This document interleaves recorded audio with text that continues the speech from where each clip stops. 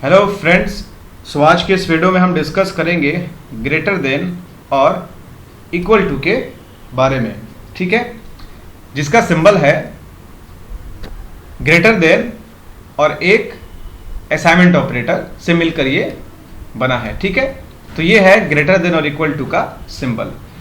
तो इससे पहले हमने कई सारे डिस्कस करे थे ऑपरेटर्स के बारे में। तो इस वीडियो में हम डिस्कस करेंगे ग्रेटर देन और इक्वल टू क्या होता है और कैसे इसका यूज करते हैं, और साथ ही साथ हम प्रोग्राम करके भी देखेंगे कि हमारा आउटपुट कैसे आता है। तो ग्रेटर देन इक्वल टू क्या करता है कि ये भी स्टेटमेंट और ऑपरेंड्स को चेक करता है कि वो बड़ा है या बराबर है कि नहीं दूसरे ऑपरेंड से। ठीक है, मतलब ये भी जो ग्रेटर देन और इक्वल टू ऑपरेटर्स है, ये भी आपके ऑपरेंड्स को चेक करता है। ए और बी डिफरेंट ऑपरेंड्स है, उनको चेक करता है कि क्या ए बड़ा है बी से या बराबर है। एग्जाम्पल के तौर पे अगर आपके पास ये वैल्यूज है 5 और एक और वैल्यूज है 6, या हम इसको भी 5 लेते हैं, तो अब यहां पे ये है हमारा पहला ऑपरेंड्स और ये है हमारा दूसरा ऑपरेंड्स। ठीक है, तो यहां पर जो रिलेशन चेक हो रहा है, क्या 5 इस 5 से बड़ा है, तो हमारा जो आंसर है वो होगा फॉल्स, क्योंकि 5 से बड़ा नहीं है। ठीक है, तो हमें क्या मिलेगा, जो बुलियन वैल्यू मिलेगा रिटर्न वो फॉल्स मिलेगा। क्या 5 से बड़ा है, लेकिन अगर हम ये ग्रेटर देन और इक्वल टू यूज करें तो यहां पर दो चीजें चेक होंगी। क्या 5 से बड़ा है या बराबर है, तो 5 से तो बड़ा नहीं है लेकिन बराबर है। तो दोनों में से अगर कोई भी एक स्टेटमेंट अगर ट्रू हो जाए, मतलब सही हो जाए, तो हमें जो रिटर्न में मिलेगा आउटपुट ट्रू मिलेगा, मतलब जो बुलियन वैल्यू रिटर्न होगी वो ट्रू होगी। ठीक है, तो आइए हम इसका प्रोग्राम करके देख लेते हैं कैसे हमारा आउटपुट आ रहा है। ठीक है, तो मैं आपको प्रोग्राम यहां समझा रहा हूं कि यहां पर जो मैंने बनाया है क्लास D4, इस क्लास के अंदर मैंने बनाया है इंस्टेंस वेरिएबल, और हर एक इंस्टेंस वेरिएबल के अंदर मैंने वैल्यू असाइन करे हैं 13, 13 और 19। फिर इसी क्लास के अंदर मैंने बनाया है एक डिस्प नाम का मैथड, और इस मैथड की बॉडी में मैंने 3 डिफरेंट स्टेटमेंट प्रिंट कराए हैं। ओके, फिर मैंने मेन मेथड यहाँ पे क्रिएट किया है, और इस मेन मेथड के अंदर क्लास के ऑब्जेक्ट को क्रिएट किया है।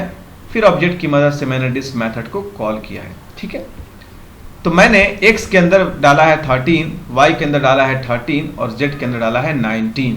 ठीक है, तो पहला जो हमारा स्टेटमेंट है मैंने उसमें कंपेयर कराया है कि क्या x बड़ा है y से, डैट मीन्स क्या y जो वैल्यू है x के अंदर 13 से बड़ा है, तो ये जो भी होगा इसका आउटपुट हमें अभी डिस्प्ले होगा। फिर दूसरे में हमने z को कंपेयर करके किया है। फिर हमने greater than equal to operator को यूज करके किया है, ताकि आपको अच्छे से क्लियरली समझ में आ जाए कि ये कैसे वर्क कर रहा है। ठीक है, तो हम प्रोग्राम को चला के देखते हैं कि हमारा आउटपुट क्या आता है। तो आप देख सकते हैं जो हमारा पहला स्टेटमेंट है वो है फॉल्स। चलिए हम आपको समझाते हैं कि ये फॉल्स कैसे हुआ है। ठीक है, x के अंदर हमारा जो वैल्यू है वो है 13, आप देख सकते हैं यहाँ पे x की वैल्यू 13 है, y की वैल्यू भी है 13। तो जब ये कंपैरिजन हुआ है, क्या 13 से बड़ा है, तो हमारा जो स्टेटमेंट है ये गलत है, तो हमें फॉल्स रिटर्न हुआ है।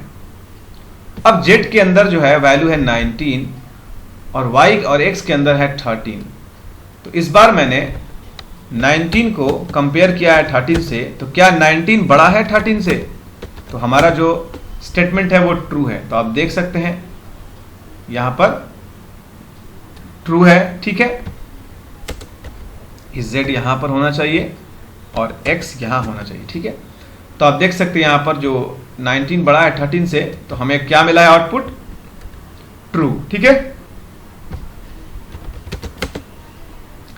हमारा जो तीसरा स्टेटमेंट है जो मैंने समझाने के लिए आपको बताया है वो है ग्रेटर देन इक्वल टू। तो x के अंदर हमारा है 13, y के अंदर है हमारा 13, ठीक है। तो मैंने 13 को जब कंपेयर किया है तो हमारा आया है आउटपुट फॉल्स। लेकिन जब हमने 13 को यूज करा है as a greater than equal to, तो हमारा आउटपुट क्या आया है? ट्रू। क्योंकि 13 से बड़ा तो नहीं है पर बराबर जरूर है, इक्वल टू है। तो यहां पर दोनों में से कोई एक स्टेटमेंट यूज हुआ है और जो हमें आउटपुट मिला है वो हमें मिला है ट्रू, ठीक है। तो उम्मीद करते हैं आपको समझ में आ गया कि ग्रेटर देन इक्वल टू क्या है और ये कैसे वर्क करता है, ठीक है। चलिए आपको एक और एग्जांपल देते हैं। क्या 17 से बड़ा है? तो ये हमारा स्टेटमेंट है फॉल्स। लेकिन जब हम ग्रेटर देन और इक्वल टू यूज करेंगे तो ये हमारा स्टेटमेंट होगा ट्रू, क्योंकि यहां पर एक और एक दो ऑपरेटर हैं, तो यहां पर दो चीजें चेक होंगी, दो रिलेशन बनेंगे, एक ग्रेटर देन का और एक इक्वल टू का, ठीक है। तो ये 17 के बराबर तो है, तो हमें क्या मिला है? ट्रू, ठीक है। दोनों में से कोई भी एक स्टेटमेंट ट्रू हो जाए तो हमें वैल्यू यानी जो आउटपुट में हमें ट्रू ही मिलेगा। उम्मीद करते हैं आपको समझ में आ गया वीडियो। कोई डाउट हो तो आप मुझे कमेंट कर सकते हैं। वीडियो को लाइक करिए, चैनल को सब्सक्राइब करिए और अपने फ्रेंड्स को भी शेयर करिए ताकि वो भी ये सब चीज़ें लर्न करें, ठीक है। Have a nice day. जय हिंद।